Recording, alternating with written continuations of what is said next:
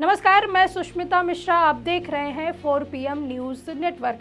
महाराष्ट्र के Malegaon blast case में NIA special court ने साध्वी प्रज्ञा समेत 7 आरोपियों को बरी कर दिया है। इस केस में 7 मुख्य आरोपी थे। इनमें पूर्व भाजपा सांसद साध्वी प्रज्ञा ठाकुर, कर्नल प्रसाद पुरोहित, रमेश उपाध्याय, अजय राहिरकर, सुधाकर चतुर्वेदी, समीर कुलकर्णी और सुधाकर धर द्विवेदी शामिल थे। पीड़ितों के वकील शाहिद नवीन अंसारी ने कहा, हम NIA कोर्ट के फैसले के खिलाफ हाई कोर्ट में अपील करेंगे। इस मामले में जांच एजेंसियां और सरकार फेल हुई है। मालेगांव में 29 सितंबर 2008 को धमाका हुआ था। इसमें 6 लोगों की मौत हो गई थी और करीब 100 लोग घायल हुए थे। करीब 17 साल बाद आए इस फैसले में जज AK लाहौटी ने कहा कि जांच एजेंसी आरोपी साबित नहीं कर पाई। ऐसे में आरोपियों को संदेह का लाभ मिलना चाहिए। जज लाहौटी ने कहा कि धमाका हुआ था, लेकिन यह साबित नहीं हुआ कि बम मोटरसाइकिल में रखा गया था। यह भी साबित नहीं हुआ कि मोटरसाइकिल साध्वी प्रज्ञा के नाम पर थी। यह भी साबित नहीं हो सका कि कर्नल प्रसाद पुरोहित ने बम बनाया। इस केस का फैसला 8 मई 2025 को होने वाला था, लेकिन फिर कोर्ट ने इसे 31 जुलाई तक के लिए सुरक्षित रख दिया था। मालेगांव ब्लास्ट केस की शुरुआती जांच महाराष्ट्र ATS ने की थी।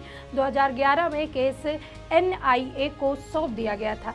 NIA ने 2016 में चार्जशीट दाखिल की थी।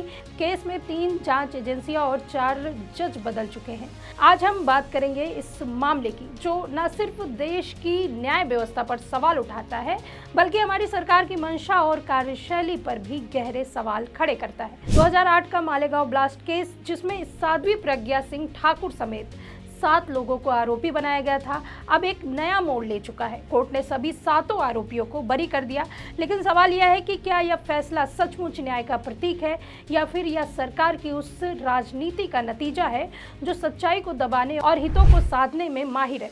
29 सितंबर 2008 को मालेगांव में हुए बम धमाके ने पूरे देश को हिलाकर रख दिया था। 6 लोगों की मौत, दर्जनों घायल और एक ऐसा घाव जो समाज को बांटने का काम करता रहा है। उस वक्त जांच एजेंसियों ने साध्वी प्रज्ञा और अन्य आरोपियों को गिरफ्तार किया।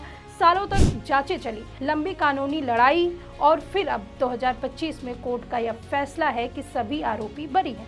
लेकिन क्या यह फैसला वाकई सबूतों की कमी का नतीजा है या फिर सरकार की ओर से एक सुनियोजित रणनीति का हिस्सा?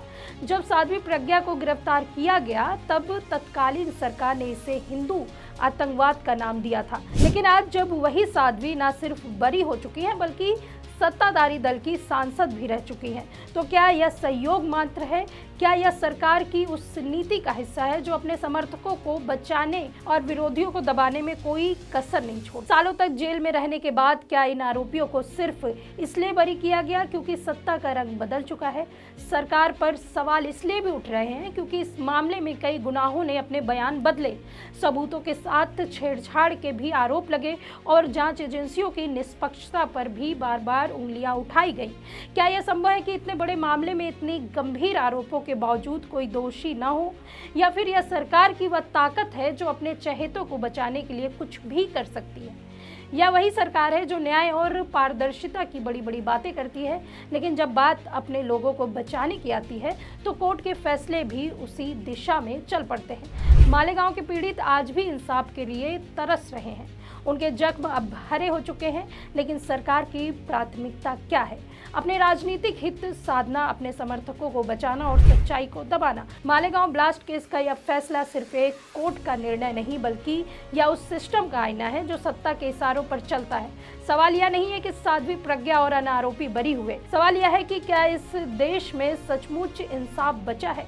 क्या सरकार की मंशा सच्चाई को सामने लाने की है या फिर उसे दफन करने की है? आज पूरा देश इन सवालों का जवाब मांग रहा है, क्योंकि अगर आज हम चुप रहे तो कल कोई और मालेगांव इंसाफ के लिए तरसता रहेगा। सरकार को जवाब देना होगा और सच्चाई को सामने लाना होगा। फिलहाल इस खबर में इतना ही। ऐसी ही तमाम राजनीतिक खबरों के लिए बने रहिए 4 PM यूपी में। मैं सुष्मिता, नमस्कार।